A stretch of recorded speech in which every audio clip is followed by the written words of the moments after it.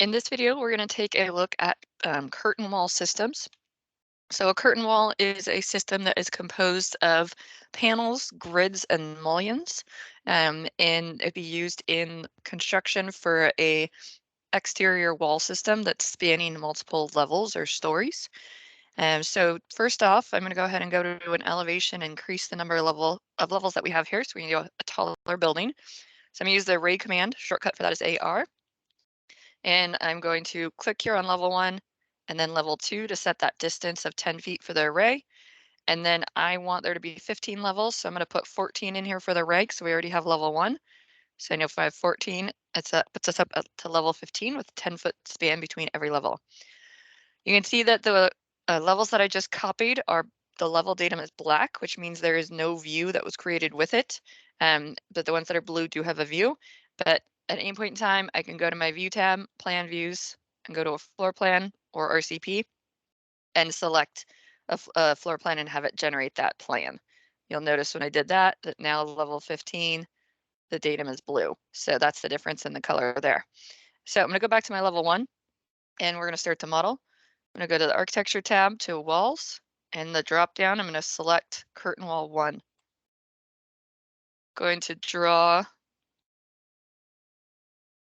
here, and I'm not too concerned with the dimensions of that. Just want to have something drawn so we can start to work with it. So let's take a look at it in 3D.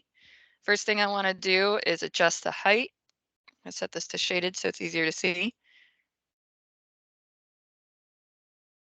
Select each one of those walls. I'm just holding it down Control to select all 4 together.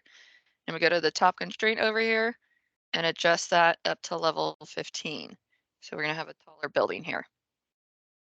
All right, now I'm going to go in and start to adjust the curtain wall system. So I'm going to select one of these walls and hit edit type. And then we're going to start to add in some grids. All right, so the vertical grid first, I'm going to put in a fixed distance, 5 feet. Since that's going to assign grids and break up. Right now, this is just one big panel. So I'm going to hit apply. So you can see those vertical lines coming in here. All right, then I'm going to add a horizontal grid, and that's at a fixed distance of 5 feet. I'm going to add horizontal. We can go ahead and change this up. I'll go to 10 feet here, hit apply.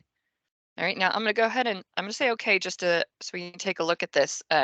This is just the grids, okay? So remember, curtain wall system is composed of grids, panels, and mullions. So we added grids, and the grids are separating the panels, but we still don't have mullions here, okay?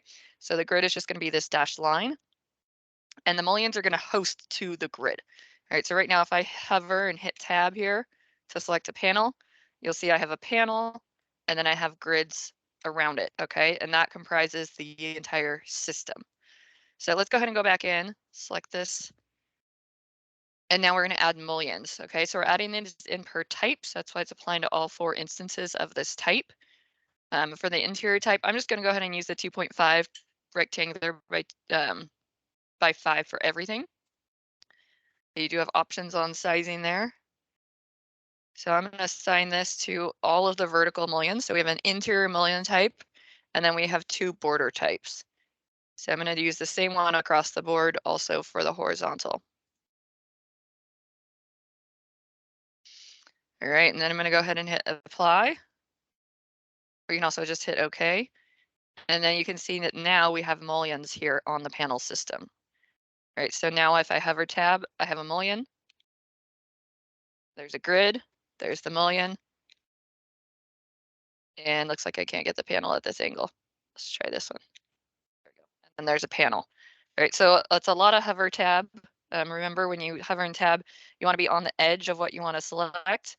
And then you would just hit tab as if you're cycling through, not holding it down, but hitting it like you would spacebar.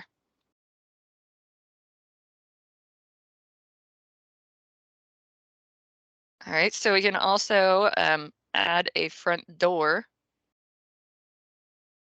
So there's different types of panels.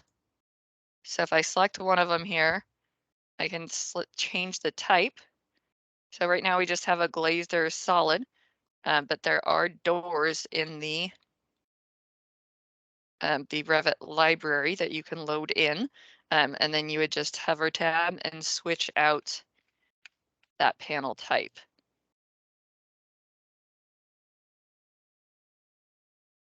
All right, we're gonna go ahead and add floors and a roof as well. So I'm gonna go back to my level 1.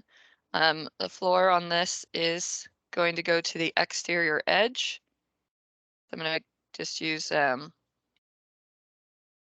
my pick lines here. Just make sure I get the exterior edge on each one of these walls.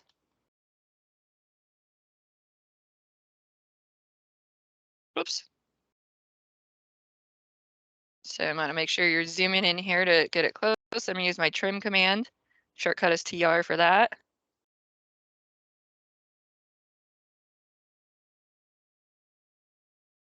I'm gonna finish that sketch. All right, remember that that's going to the exterior face of the wall. Then I'm gonna go to level 2. Level 2 is gonna go to the inside face because we're now higher up in the structure. So I can use my rectangle sketch for that to quickly throw that floor in. And then for this one, now we can quickly and easily copy up this level 2. It's going to be the same floor all the way up. So instead of having to draw this multiple times, I'm going to copy to clipboard. And then I'm going to say paste align to selected levels. So I already have a floor on level 1 and we just drew it on level 2.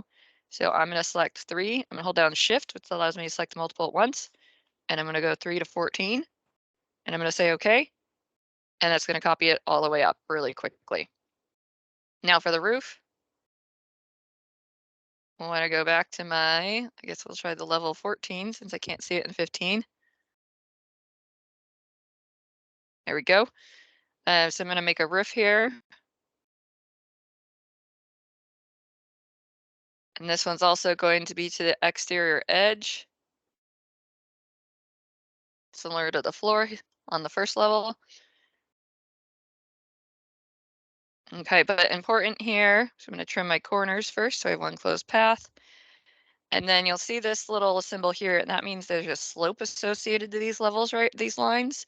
So if I finish this right now, oh, looks like I missed a trimming a corner. But if I finish this sketch right now and I look at it in 3D, it's on level 14, so we're going to need to move that up to 15. But you'll see that it has a slope and that it has a pitch to it. So I want it to just be flat. So I'm going to go back in, edit the footprint. I'm going to select those lines, and up here at the very top, once those are selected, there's that symbol for or option to define the slope. And I'm going to say no. That line's going to go away, and then that's going to give me a flat roof.